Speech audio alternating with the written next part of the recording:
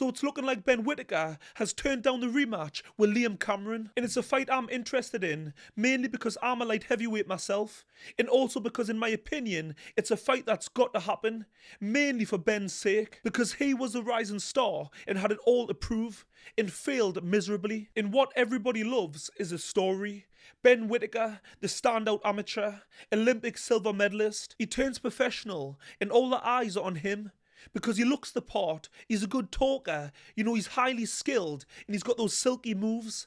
And then he goes viral overnight with his showboating style. And then, on his Riyadh season debut, when it really mattered most, it all came crashing down. Then you've got Liam Cameron, who I remember from my amateur days. We both came through around the same time. We both boxed in the 2009 ABAs, and I can remember his name being a standout name. I think he boxed at welterweight then, and when he turned pro, he moved up to middleweight. I think his pro career was up and down, but he did win a Commonwealth title. If you're new to the channel, please like and subscribe, because it really helps the channel grow. I'm not too sure of the timeline, but I do know he battled with drink and drug addiction, and he also got a 4-year ban for a recreational drug, which I do think is madness. And he also lost a daughter, which I can't bear thinking about. I've got kids myself. It's just horrendous. He also talked about being suicidal, which you can understand with what he's been through. Then he battles through it all and gets his pro license back. And fast forward the clock, he ends up fighting Lyndon Arthur. Despite losing, gives a great account of himself, and considering what he's been through, it's an amazing achievement. And then he ends up fighting Ben Whittaker and gets a draw. And despite the way the fight ended and getting a draw, his stock actually went up. And he ended up getting a contract with Frank Warren. The fight took place on the undercard of Bivol versus Beterbiev, and I was there in Riyadh with a pain game. What an opportunity to fight on that card. And let's be honest, Ben Whittaker was the A side, and Liam Cameron was brought in as an opponent. He was never really meant to win. The spotlight was on Ben. It was a huge opportunity for both, but like I say, the spotlight was on Ben because he was meant to be the rising star. His Saudi debut couldn't have got any worse. This just highlights in Liam's case the positive impact boxing can have. Put in the work and ideally sprinkle a little bit of good luck and it can change your life. And don't get me wrong, because I know firsthand boxing can be very unforgiving, but I think more times than not it brings more positive than negative. Okay, so let's get into it. So Liam Cameron has tweeted Ben saying, "Hi Ben, are we doing this rematch or what? My promoter Queensbury has made you a very, very good offer to fight. Your promoter Ben Shalom has knocked it back immediately, saying he wants it on Boxer Show, so tell him to get his wallet out and let's dance." My gut reaction says that Ben doesn't want it, or at least isn't confident. He wants every advantage he can. I did rewatch the fight today before recording this video just to remind myself, so let's quickly talk through it. Round 1, Ben comes out guns blazing, letting his hands go, and you can see straight away that he's got the quicker hands. But he also looks a little bit tense, forcing it. It's not the normal style that we're used to seeing from Ben, relaxed and elusive. But Ben's hands do look fast, and he's putting combinations together, and he's also holding centre ring. Despite the onslaught, Liam did look calm and unfazed. He looked relaxed. And you can also see straight away he was probably the harder puncher. Round 2, Ben was holding his feet and trying to impose himself on Liam, but he was making it a 50-50 fight because Liam was more comfortable in close and Ben was relying on volume, throwing lots of punches, whereas Liam was digging them in. Because of the volume of punches, I give round 1 and 2 to Ben. In round 3, Ben's still trying to hold centre, trying to impose himself with volume of punches. But the problem is the more point scoring shots like the amateurs rather than the pro game where you've got to really dig them in because it's the hurt business. In the pro game, people are trying to hurt you. They're not trying to score points. The problem is when you've been amateur a long time, it can be hard to transition to the pro game because stylistically, they're very different. You put in them 10,000 hours of hard work trying to master the amateur game, and then you turn pro and you've got to try to adapt it. For some fighters, turns out to be very difficult. You can see in this round, it's really starting to play into Liam's hands, standing toe to toe. because now Liam's starting to time Ben and catching him with short shots on the inside. He's catching Ben with right hooks around the side of the head. It's madness, because Ben is a great boxer, a great mover. He's got great feet. Why doesn't he keep it long, box at range? You know, that's why he won an Olympic silver medal. It makes sense. It's obvious. Because of Ben's stupidity, I gave that round to Liam. Do what you're good at. It makes sense. Round 4, Liam's starting to take over and walking Ben down. Liam's landing overhand rights, body shots, combinations. He's definitely starting to hurt Ben. After the round in the corner, Ben's not listening to his coach. He looks distracted. He's looking all around the arena.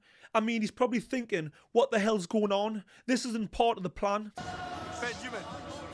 Benjamin, hey. For me, it was another round to Liam. He landed the harder and more hurtful shots. Round 5, Liam's all over Ben like a rash. He's landing overhand rights, body shots. He's really digging them in, and you can see that Ben is definitely feeling them.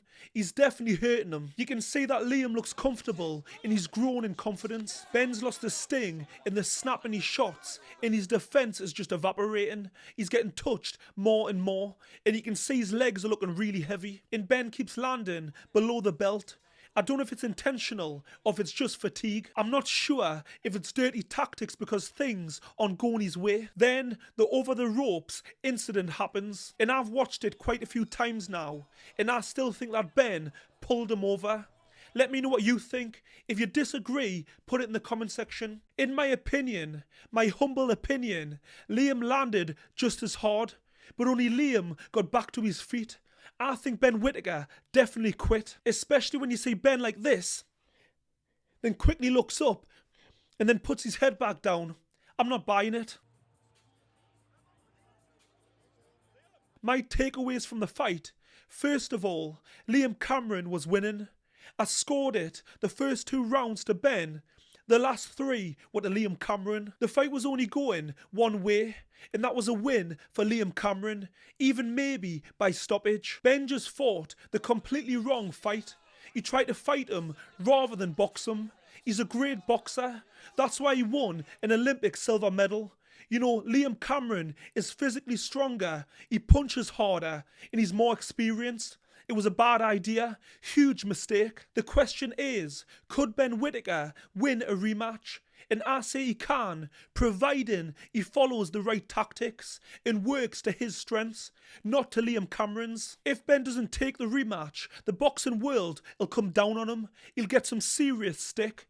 I think you'd be really stupid not to take it. He's got to put it right, and he would deserve it. He gave it the big one, trash-talking Liam Cameron, putting him down, talking down to him. So if you give it the big one, you've got to accept it and eat it up. And we still haven't seen any evidence of the injury. And he says he had an MRI and also an X-ray, but doesn't want to show the evidence.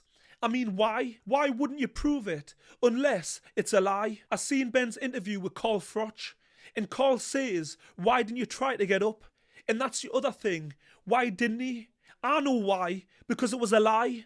That's the only reason you wouldn't try. He says he was in too much pain, and the only way he could describe it was like he had chili pepper in it. The only way I can say is like there was like hot chili pepper in it. It was just like fire. You feel it burning? Yeah, it was just like burning, and I ain't never felt that before. I was like, what the fuck? I mean, I've never heard anything like it. I mean, what a load of bull. In my career, I've had plenty of injuries. I've sprained things, broken bones, and I've never described it as chili pepper. I've never heard anything like it. I mean, with the adrenaline, you don't feel it as much anyway, so you at least try to get up, and he didn't. And that's why I think it was definitely a lie. He simply stayed down because he wanted a way out. And trust me, I'm not just hating on Ben, I'm just saying it the way it is.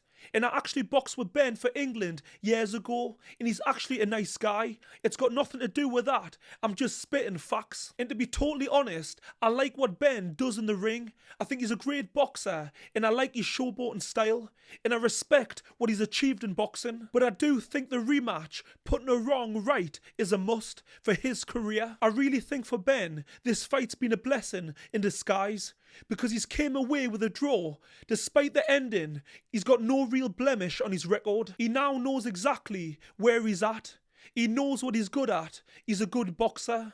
And he knows what he's not good at. He's not good at standing toe to toe. He's not a puncher. Maybe he should be working on his strength and power, in his inside fighting. And that doesn't mean he needs to become an inside fighter. It just means he's going to improve on that part of his game, because he also needs to continue to work on and develop what he's good at, and that's long range boxing. And the simple fact might be, the reality is that Ben Whittaker isn't as good as we thought. Like I said earlier, just because he was a world-class amateur doesn't mean he's going to become a world-class pro. There's plenty of examples out there. What springs to mind is Mickey Conlan, a great amateur, world-class amateur, but hasn't really lived up to expectations as a pro. And not forgetting the elephant in the room, that Ben Whittaker just came against a great fighter in Liam Cameron. Liam's story is tough. He's had tragedy, he had addiction, he had a 4-year ban. You know, his life spiraled out of control, but he battled through it and he's here. I can't help it, but I'm kind of rooting for him. You know, everybody loves an underdog. Don't get me wrong, if the opportunity comes to fight him, I'm right there. No doubt about it. Let me know what you think in the comment section. I love to read them. Don't forget to like and subscribe, and I'll see you on the next one.